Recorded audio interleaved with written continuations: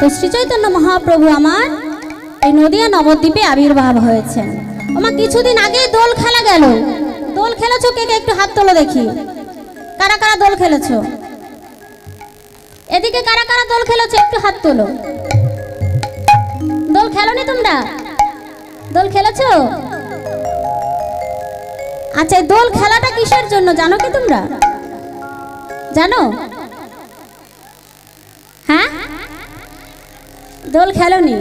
আচ্ছা, আমাদের বাঙালিদের সবার একটি জনপ্রিয় উৎসব এই হোলি উৎসব, দোল উৎসব। তো এই দোল খেলার রীতিটা কেন এলো? প্রত্যেকটা জিনিসেরই একটা কারণ থাকে মা। যা কিছু হচ্ছে এই পৃথিবীতে কলিযুগে সব কিছুরই কিন্তু একটা কারণ আছে। আমাদের চারটে যুগ, সত্য, ত্রেতা, দ্বাপর, কলি। তবে কলি যুগে যা কিছু হচ্ছে তারই কিন্তু একটা কারণ আছে। কি কারণ? এই দোল খেলাটার কারণ কি? যেটা আমরা সবাই খেলি, কিন্তু আমরা অনেকেই হয়তো জানি না, কিন্তু তোমরা কিন্তু জানো সবাই।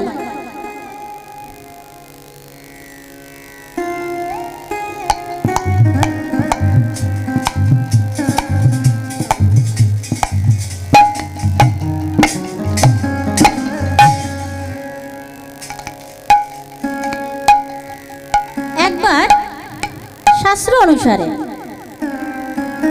শ্রীমতী রাধারানী তো খুব সুন্দর দেখতে, সোনার বনর তার গায়ের রং। তো একদিন কৃষ্ণ তার মাকে বলছে, মা গো, ও মা, রাধারানী কত সুন্দর দেখতে, আমার গায়ের রং শ্যাম বর্ণ কেন বলতে পারো? আমিও রাধার মতো সুন্দর হতে চাই। একটু ছোট্ট বালক, তার মনে আক্ষেপ কি মা, আমরা সবাই তো সুন্দর হতে চাই, তাই না? সবাই সুন্দরকে ভালোবাসি কি মা? সবাইকে সুন্দরকে ভালোবাসি তো? সবাই আমরা সুন্দরকে ভালোবাসি। কৃষ্ণও কিন্তু সুন্দরকে ভালোবাসে। তবে আমাদের দেখা আর ভগবান শ্রীকৃষ্ণের দেখা, দুটোর মধ্যে পার্থক্য কোথায় জানো? আমরা শুধু এই বাহিরের সুন্দরটাকে ভালোবাসি।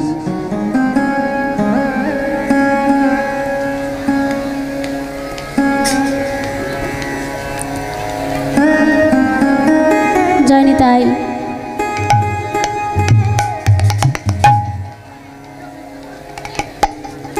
তো আমরা শুধুমাত্র এই দেহের সুন্দরটাকে ভালোবাসি।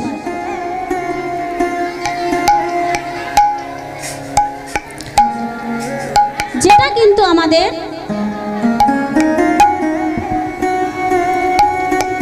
চিরস্থায়ী নয় মা।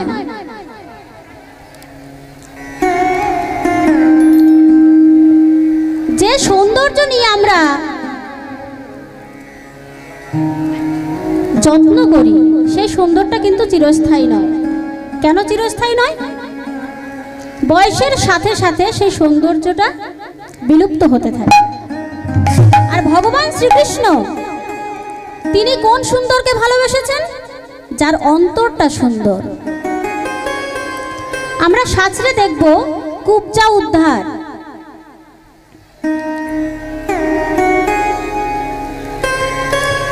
কুব্জা যখন চন্দন নিয়ে যেত, তো সেই কুব্জাকে দেখে ভগবান শ্রীকৃষ্ণ বলেছিল, তুমি খুব সুন্দর। তখন ভগবান শ্রীকৃষ্ণকে কুব্জা বলেছিল, হে প্রভু, তুমিও আমাকে উপহাস করলে। সবাই আমাকে দেখে উপহাস করে, আর তুমিও আমাকে দেখে উপহাস করলে। কুব্জা মানে বোঝো তো মা? যে লাঠি ভর দিয়ে হাঁটে তাকে ভগবান বলছে সুন্দর। ভগবান বলছে যার অন্তর সুন্দর সে হলো সব থেকে সুন্দর। তাহলে একদিন ভগবান শ্রীকৃষ্ণের মনে বাসনা হয়েছে, মাগো, আমি কেন সুন্দর নয়? রাধারানী তো সুন্দর, তাহলে আমি কেন সুন্দর নয়?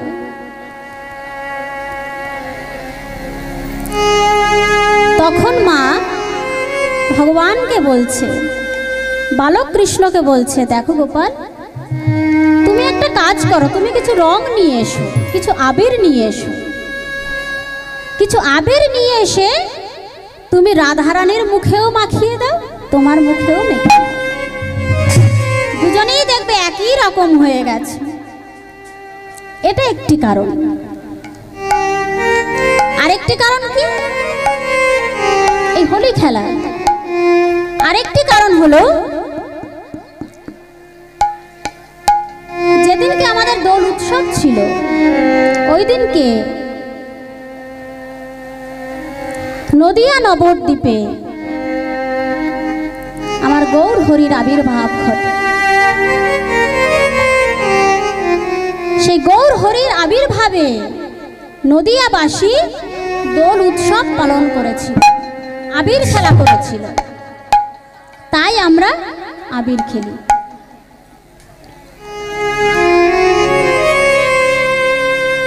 যখন নদিয়াবাসী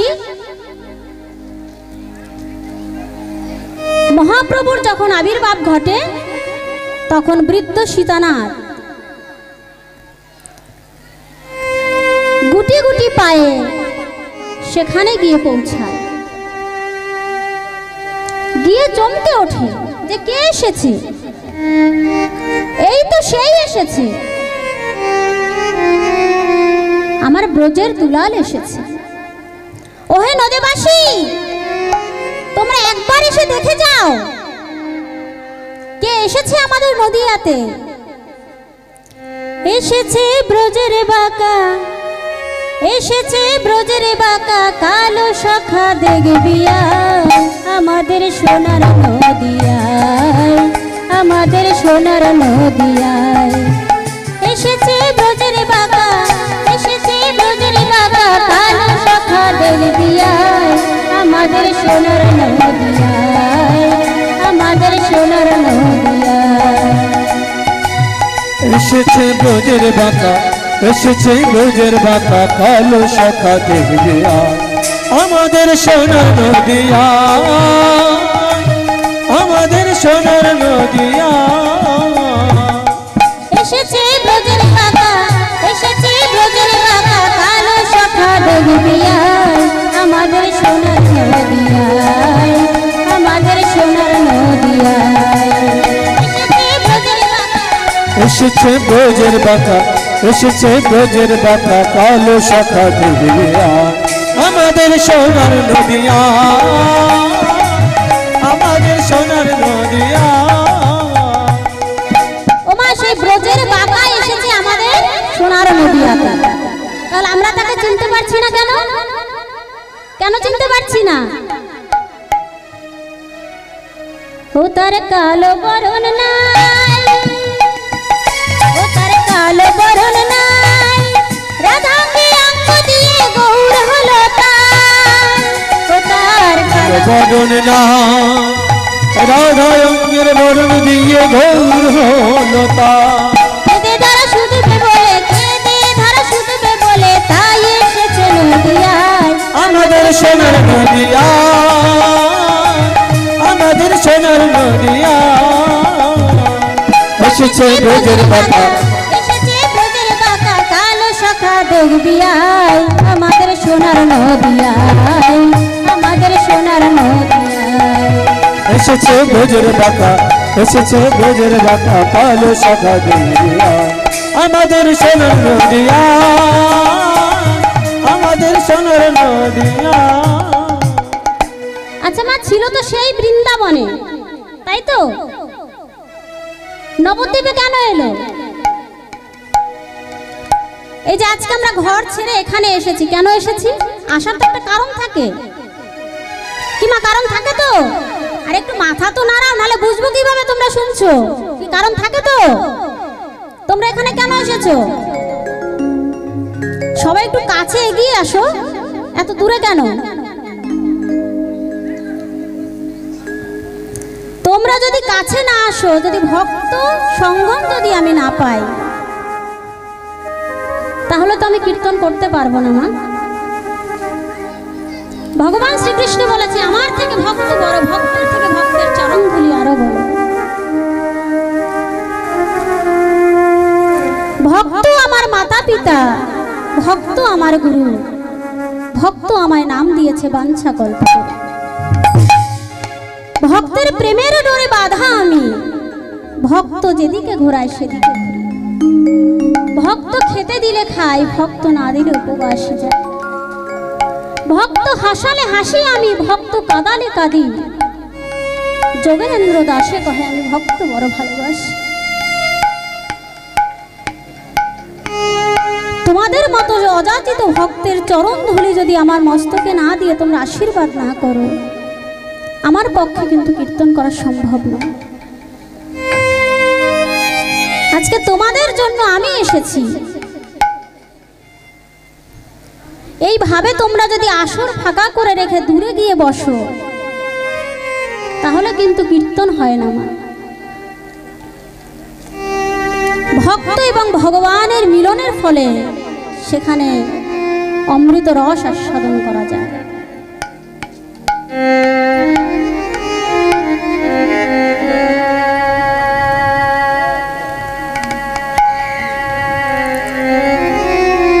তো সে ভক্তের চরণধুলি মাথায় দিয়ে তোমরা কিঞ্চিত পরিমাণ আমাকে আশীর্বাদ করবে, যাতে আমি কৃষ্ণ কথা, হরি কথা, শাস্ত্র কথা বলতে পারি।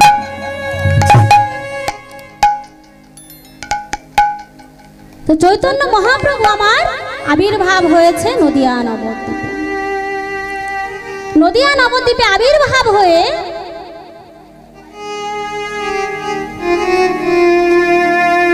24 বছর তার সংসার জীবন, 24 বছর পরে তার সন্ন্যাস। তো মহাপ্রভু আমার কলির জীবকে ডেকে ডেকে বলছে, ওহে কলির কাম অন্ধ জীব, আয় কে নিবি নাম, একটি বার ছুটে আয়।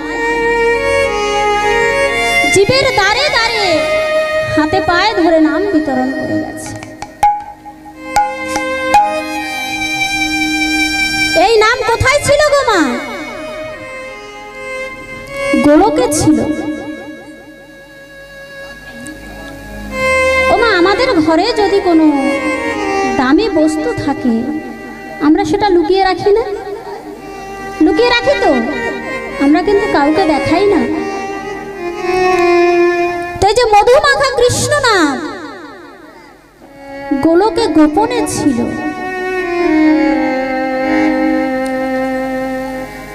পদকর্তা কি বলছে? গোলকে না গোপনেতে ছিল, ভাই নিতাইয়ের করুণায় এই ধরণীতে এলো। গোলকে না গোপনেতে ছিল,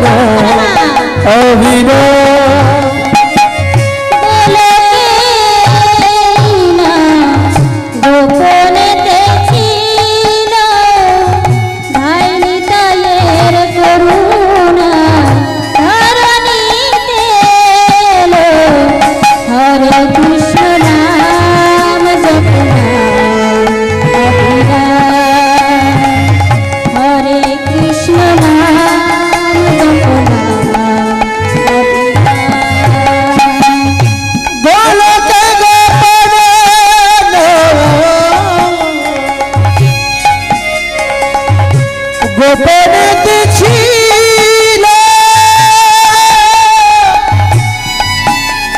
ভাই ধরণীতে এলো হরে কৃষ্ণ নাম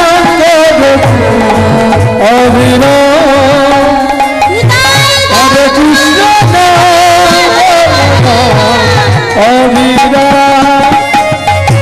হরে কৃষ্ণ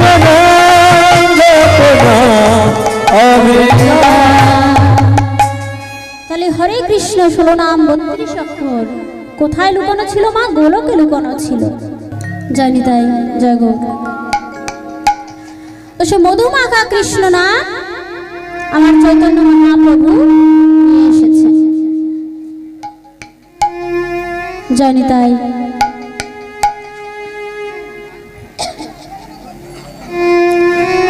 কলির জীবকে ডেকে ডেকে বলছে, ওহে কলির জীব, তোরা কে কোথায় আছিস? একটি বার ছুটে আয়।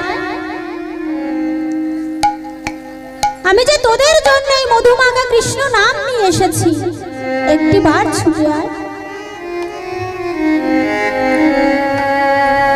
নদিয়াবাসী ছুটতে ছুটতে এসেছে, দাও প্রভু, প্রভু দাও আমায় নাম দাও, প্রভু আমায় নাম দাও। এই তো আমি এসেছি, আমায় নাম দাও। এসেছিস? নাম যে নিবি, এনেছিস কি?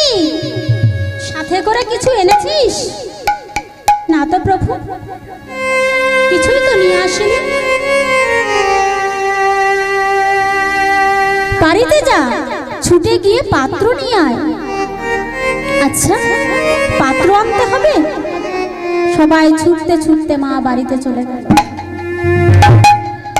যার যার গৃহে গিয়ে পাত্র নিয়ে এসেছে। পাত্র বলতে আমরা কি বুঝি মা? থালা, বাটি।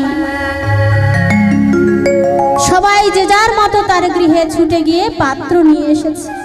প্রভু, এই যে এসেছি প্রভু, পাত্র নিয়ে এসেছি, নাম দাও।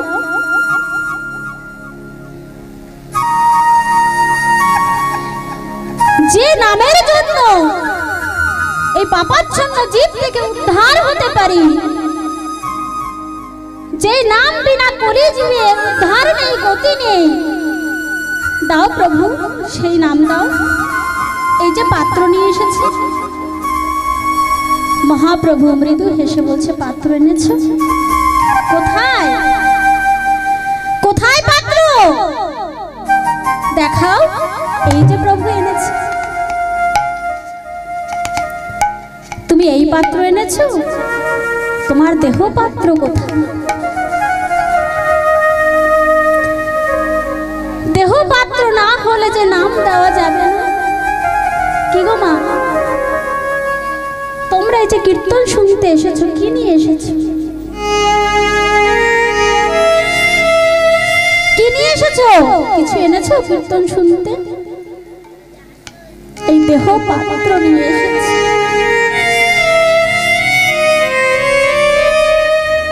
এই মধুমাখা কৃষ্ণ নাম, এই দেহ পাত্র ছাড়া আর যে কিছু নেওয়া সম্ভব নয়। একটু লক্ষ্য করে দেখবে মা, বিয়ের কার্ডে লেখা থাকে পাত্র পাত্রী, তাই না? পাত্র পাত্রী লেখা থাকে।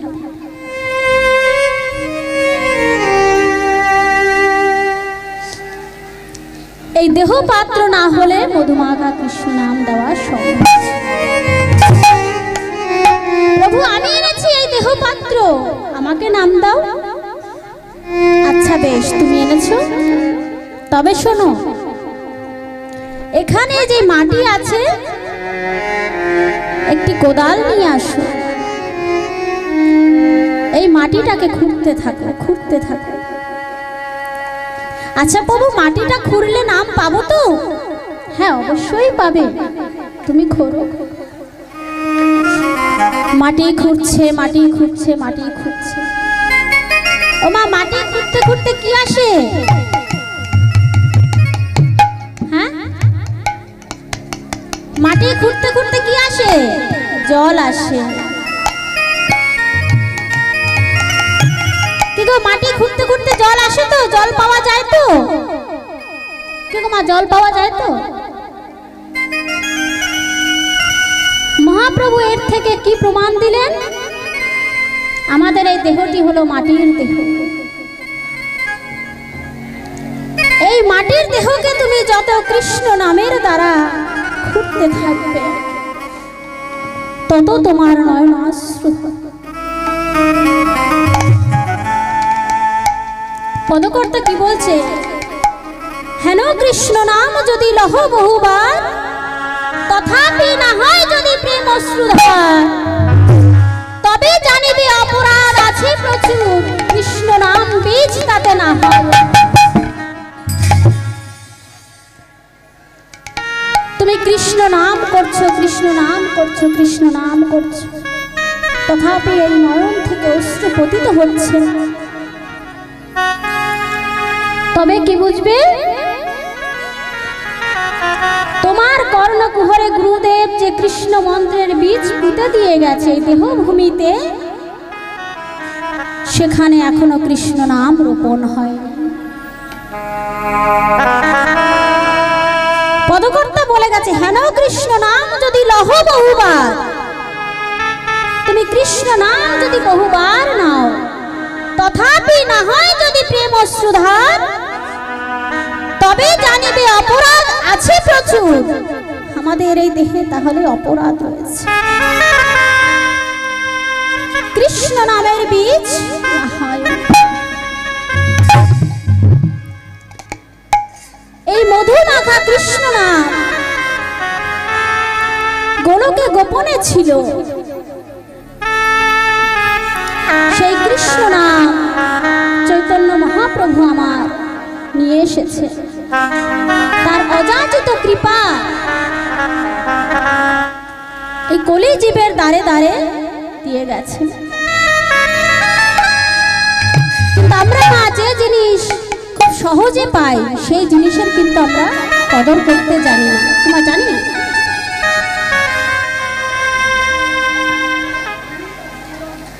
তো গৌর সুন্দর আমাদের এই কৃষ্ণ নাম নিয়ে এসেছে এই নদিয়া নগর।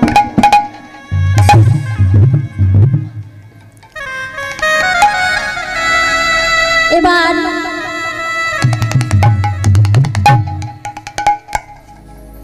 আমরা শ্রীধাম বৃন্দাবনে যাব। বৃন্দাবনে গিয়ে শ্রীকৃষ্ণের রূপ আস্বাদন করব। যেখানেই হয় মধুর নাম সংকীর্তন, সেখানেই হয় মধুরাশ্রী মধুর বৃন্দাবন। আমরা সবাই আজ বৃন্দাবন মাঝে উপস্থিত হয়েছি। বৃন্দাবন কে কে যাবে একটু হাত তোলো দেখি। সবাই যাবে তো? সবাই যাবে? চলো আমরা রাধা নাম গাইতে গাইতে বৃন্দাবনে যাব। রাধে রাধে বলে দুটি বাহু তুলে যাব আমি মধুর বৃন্দাবন, হেরিব মদন মোহন। এই রাধে রাধে বলে দুটি বাহু তুলে যাব আমি মধুর বৃন্দাবন, হেরিব মদন মোহন। রাধে রাধে বলে দুটি বাহু তুলে যাব আমি মধুর বৃন্দাবন, হরিব মদন মোহন। রাধে রাধে বলে দুটি বাহু তুলে যাব আমি মধুর বৃন্দাবন, হেরিব মদন মোহন। রাধে রাধে বলে দুটি বাহু তুলে যাব আমি মধুর বৃন্দাবন, হরিব মদন মোহন। শ্যামকুণ্ড রাধা কুণ্ড গিরি গোবর্ধন, শ্যামকুণ্ড রাধা কুণ্ড গিরি গোবর্ধন। যাব আমি মধুর বৃন্দাবন, হেরিব মদন মোহন।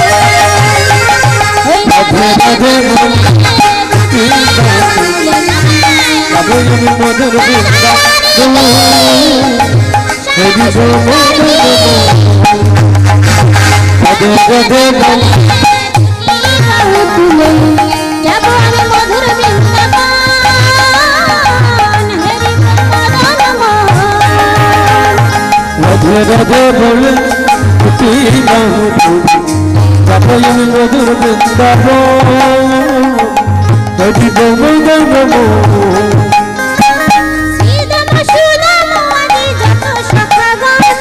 শ্রীদাম সুদাম হরি যত সখা গো শ্রীদাম সুদাম হরি যত সখা গো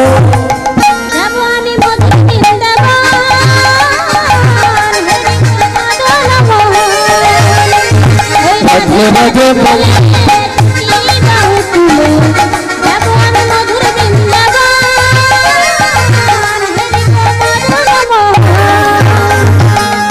রাধে বলে তুই বহুত রাধে মধুর বৃন্দাবন হরি বম গম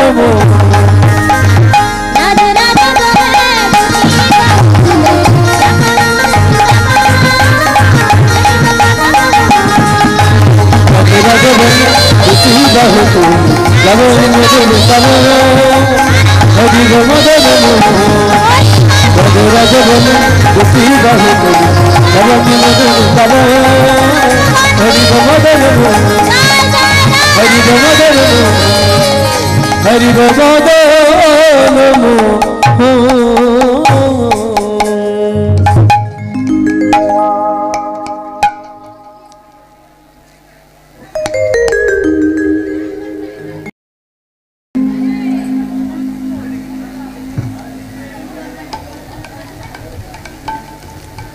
আমরা এসেছি শ্রীধাম বৃন্দাবনে।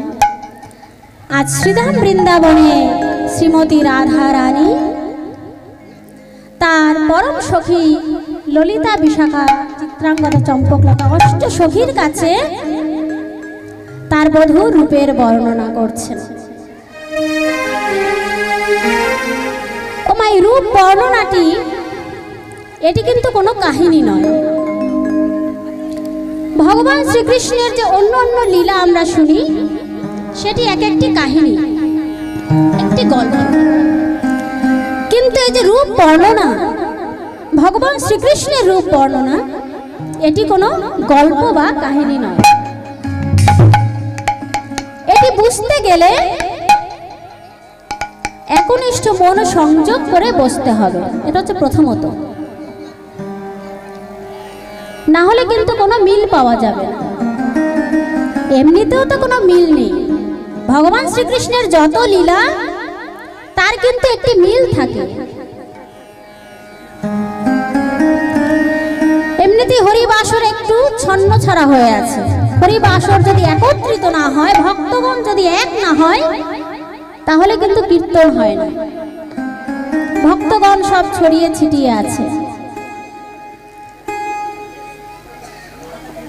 এই রূপ বর্ণনা শ্রীমতী রাধা রানী বেলি অবসান কালে যমুনার জলে জল আনতে গিয়েছিল। তো যে রূপ ভগবান শ্রীকৃষ্ণের রূপ, যাকে আমরা চোখে দেখিনি, তার রূপ কি বলা সম্ভব মা? কি মা বলা সম্ভব? এখানে কে কে কৃষ্ণকে দেখেছো? একটু হাত তোলো তো দেখি। কে কে দেখেছো? কেউ দেখোনি? যা, ভগবান শ্রীকৃষ্ণকে কেউ দেখোনি? কে কে ভালোবাসো? একটু হাত তোলো তো দেখি। ভগবানকে কে কে ভালোবাসো? একটু হাত তোলো। যা, কেউ ভালোবাসো না? ভগবানকে কে কে ভালোবাসো? একটু হাত তোলো।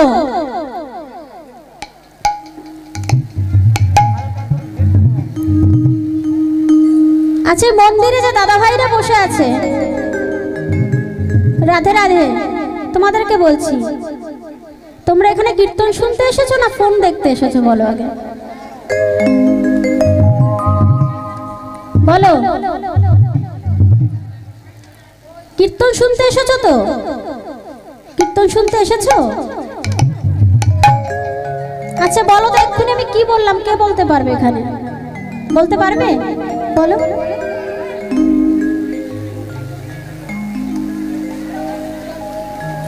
আচ্ছা, তোমাদের জন্য এখানে যারা যারা ইয়ং ভাইরা রয়েছে তাদের জন্য একটু উলুধ্বনি, একটু হরিধ্বনি হয়ে যাক। নিতাই গৌর প্রেমানন্দে হরি হরি বলো। যখন কৃষ্ণ কথা শুনতে এসেছো তখন একটু কৃষ্ণ কথা শোনো মন দিয়ে। একটি গান আছে, সময় গেলে সাধন হবে না, কি তাই তো? এই সময়টা যখন চলে যাবে না তখন কিন্তু আর সাধন ভজন হবে না মা। আমরা কি বলি, আরে সময় হোক তারপরে কৃষ্ণ ভজনা করব, তাই তো? সময় কোনোদিন আসে না। একটি ফুল যখন ফোটে গাছে, সেই ফুলটা আমরা চয়ন করে এনে ভগবানকে অর্পণ করি। দাদা তোমরা কিন্তু কথা বলবে না, হরি বাসরে বসে কথা বললে, আন কথা কু কথা বললে সেখানে আমাদের কীর্তনের ব্যাঘাত ঘটে। আর যারা আন কথা কু কথা বলে তারা কিন্তু জমের কলি যুগের সদস্য, তারা কলির মধ্যে পড়ছে। যারা হরি বাসরে বসে অন্য কথা বলবে তাদের কাছে, তাদের চরণে আমার অনুরোধ, তারা হরি বাসর থেকে বাইরে বেরিয়ে গিয়ে কথা বলবে। এটা তোমাদের চরণে আমার নিবেদন। যখন কলি মহারাজ আসে তখন কিন্তু কলি কিন্তু বাধা দেবে, এটাই তার কাজ। যেখানে নাম সংকীর্তন হবে সেখানে কলি বাধা দেবে, যাতে নাম সংকীর্তনে ব্যাঘাত ঘটে। আর যারা অন্য কথা বলে তাদেরই কিন্তু কলি আগে প্রভাব করে, তাদের যারা আরো কীর্তনকে শুনতে ব্যাঘাত ঘটায়। তো সবার চরণে আমার একান্ত অনুরোধ, যতটুকু সময় কীর্তন হয় ততটুকু সময় সবাই একনিষ্ঠ মনোবেশ করে কীর্তন শ্রবণ করো। তো যখন একটি ফুল গাছে ফোটে, আমরা সেই ফুলটি চয়ন করি কখন? যখন ফুলটি সদ্য ফুটেছে, সেই ফুলটি এনে আমরা ভগবানের চরণে অর্পণ করি। কিংবা আমরা কি কুড়ি অবস্থায় ফুলটি দিই? দেই না তো। কুড়ি মানে হলো একটি বাচ্চা শিশু। যখন আমাদের যৌবনকাল, তার মানে ফুলটি তখন পরিপূর্ণভাবে ফুটেছে, তখন আমরা ফুলটিকে চয়ন করে এনে ভগবানের চরণে অর্পণ করি। সেই ফুলটি যখন ঝরে যায়, আজকের ফুল যদি কালকে হয়ে যায়, আমরা কি বলি বাসি ফুল। বাসি ফুল ভগবানকে দেওয়া যায় না, তাহলে বাসি ফুল হয়েও না। কি বললাম বুঝতে পেরেছো? ভগবানকে ভালোবাসতে গেলে যে তিলক সেবা করতে হবে, কণ্ঠে তুলসীর মালা ধারণ করতে হবে, এমনটা কিন্তু নয়। ভগবানকে ভালোবাসতে গেলে অন্তর থেকে ভালোবাসতে হবে। তা তো তুমি পড়াশোনা জীবন থেকেই তাকে ভালোবাসতে পারো। আমরা বলি যে একটু বয়স হোক তারপর আমরা ভগবানকে ভালোবাসবো, কিন্তু যখনই বয়স হয়ে যায় তখন মা কোমরে ব্যথা, মাজায় ব্যথা, পায়ে ব্যথা, দাঁতে ব্যথা, ব্যথা ব্যথা করে জীবনটা শেষ হয়ে যায়। ভগবানের নাম আমরা করতে পারি কি মা? তাই তো। এখন আমাদের ভগবান সুস্থ রেখেছে, এখন আমরা ভগবানের নাম করতে পারবো। কিন্তু যখন বয়স হয়ে যাবে তখন ডাক্তার আর বাড়ি, ওষুধ আর বাড়ি, ব্যাস কৃষ্ণ নাম নেওয়ার সময় থাকবে। যখন এই দাঁত পড়ে যাবে তখন হরি কথা, কৃষ্ণ কথা বলতে পারবো না। হরি বলতে গিয়ে কি হয়ে যাবে মা? হবি হবি হবি। দাঁত না থাকলে হবি হবে তো, তখন আর হরি হবে না কি মা? তাই তো। তাহলে একনিষ্ঠ করে কৃষ্ণ কথা, হরি কথা শ্রবণ করতে হবে। তো ভগবানকে আমরা কে দেখেছি? কেউ কিন্তু আমরা হাত তুলিনি, আমরা চিত্রপটে ভগবানকে দেখেছি। এছাড়াও আমরা যাকে ভালোবাসি, আমরা মনে মনে তার একটি ছবি অঙ্কন করতে পারি। কি গো মা, পারি না?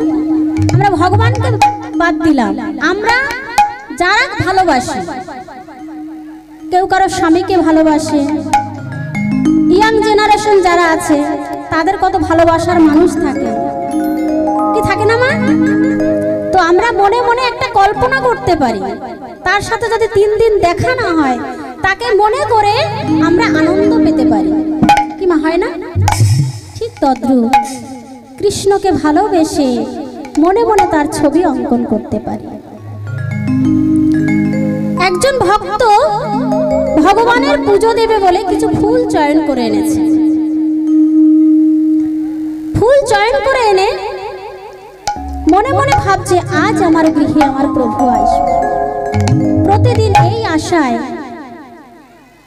আসার যে রাস্তা, সেই রাস্তায় ফুল ছিটিয়ে রাখে। তো প্রতিদিনের ন্যায় সেই দিনেও কিছু ফুল চয়ন করে এনেছে, গাঁদা ফুল চয়ন করে এনে রাস্তায় ছড়িয়ে রেখেছে, আজ আমার প্রভু আসবে।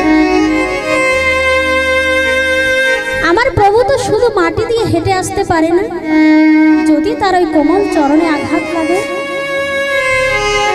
তাই আমি কি করতে পারি, আমি কিছু ফুল তার চলার পথে ছড়িয়ে রাখতে পারি। কিছু গাঁদা ফুল ছড়িয়ে রেখেছে তার চলার পথে। হঠাৎ করে তার মনে হলো, এ আমি কি করলাম, গাঁদা ফুলে তো বোটা আছে, বোটা থাকে না মা, ওই বোটায় যদি প্রভুর চরণে আঘাত লাগে, আমি গিয়ে ওই বোটাগুলো ছাড়িয়ে শুধু পাপড়ি দিয়ে রাখি। সেই পাপড়ির উপর দিয়ে হেঁটে হেঁটে আমার প্রভু আমার মন্দিরে প্রবেশ করত। তাহলে সবটাই আমাদের মনের কল্পনা। আমরা ভগবানকে ভালোবাসি, তাকে হৃদয়ের মন্দিরে বসিয়েছি। শ্রীমতী রাধা রানী আজকে বেলি অবসানকালে ভগবানের রূপ দর্শন করেছে।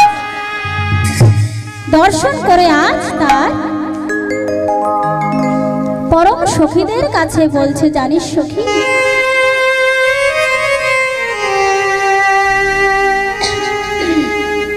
তোমার বেলি অবসানকালটা কি? বেলি অবসানকাল কখন?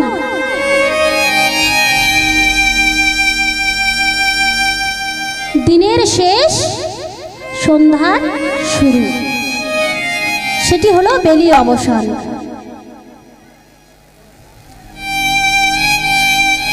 বেলি অবসানকালে শ্রীমতী রাধা রানী যমুনার জলে জল আনতে গেছে। বেলি অবসান কালে একা গিয়েছিলাম জলে, জলের ভেতরে শ্যামরাই, জলের ভেতরে শ্যামরাই, বেলি অবসান কালে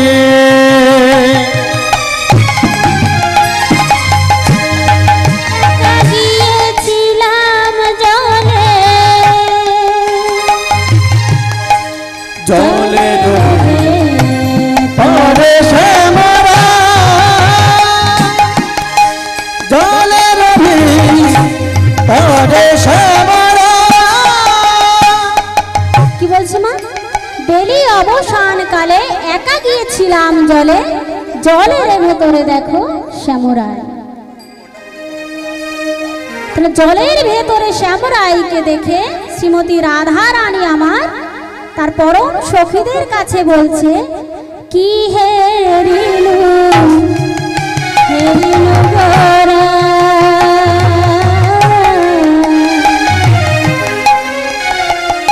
আমার গোরা না পশুরা, কি হেরিল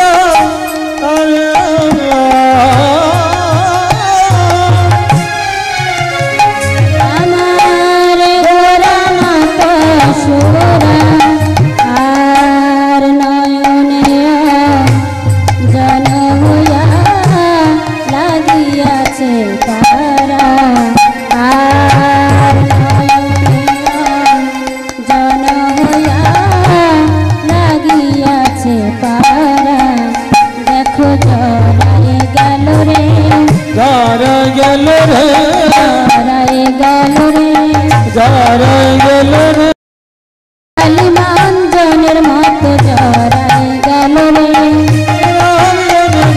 জরায়ে গেল রে, কালিমাঞ্জনের মতো জরায়ে গেল রে, কালিমাঞ্জনের মতো জরায়ে গেল রে, কালিমাঞ্জনের মতো জরায়ে গেল রে।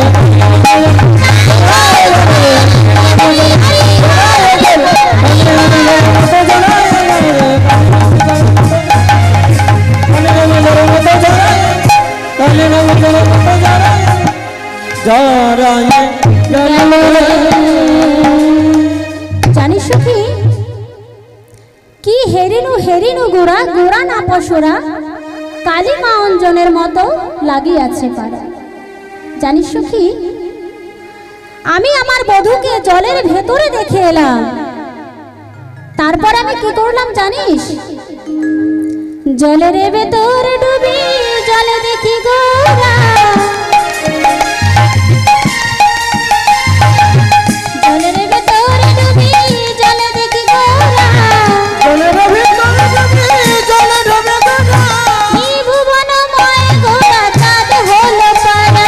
ত্রিভুবনময় গোরা চাঁদ হলো গোরা, আরে ত্রিভুবনময় গোরা চাঁদ হলো পারা। ত্রিভুবনময় গোরা চাঁদ হলো গোরা। দেখেলাম জলে গোরা, দেখলাম জলে গোরা, দেখেলাম জলে গোরা, দেখে এলাম জলে গোরা, ত্রিভুবনময় গোরা দেখেলাম জলে গোরা, ত্রিভুবনময় গোরা দেখে এলাম জলে গোরা, ত্রিভুবনময় গোরা দেখেলাম জলে গোরা, ত্রিভুবনময় গোরা দেখে এলাম জলে গোরা, জয় গৌরমানন্দ হরি হরি হরি গোরা দেখে এলাম জলে গোরা, গোরা দেখে এলাম জলে গোরা, দেখে এলাম জলে গোরা, দেখে এলাম জলে গোরা। জানিস সখী, আমি যমুনায় জল আনতে গিয়ে আমার প্রভুকে দেখে এলাম। লীলার পাশে পদকর্তা দাঁড়িয়ে বলছে, নর হরি দাসে কহে নব অনুরাগে, নর হরি দাস কহে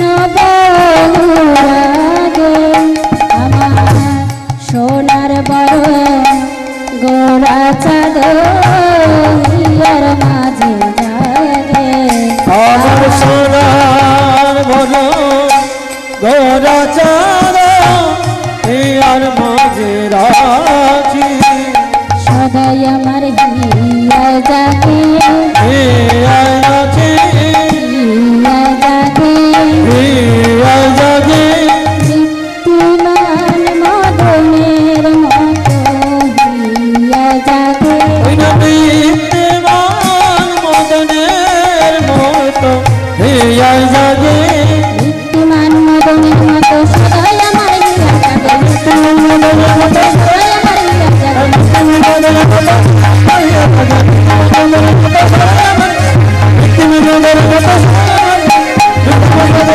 সদাই আমার হিয়া জাগে। তাই গৌরমানন্দ হরি হরি হিয়া জাগে, হিয়া জাগে। আমার সোনার বরণ গোরা চাঁদ হিয়ার মাঝে, ও মাঝে জাগে,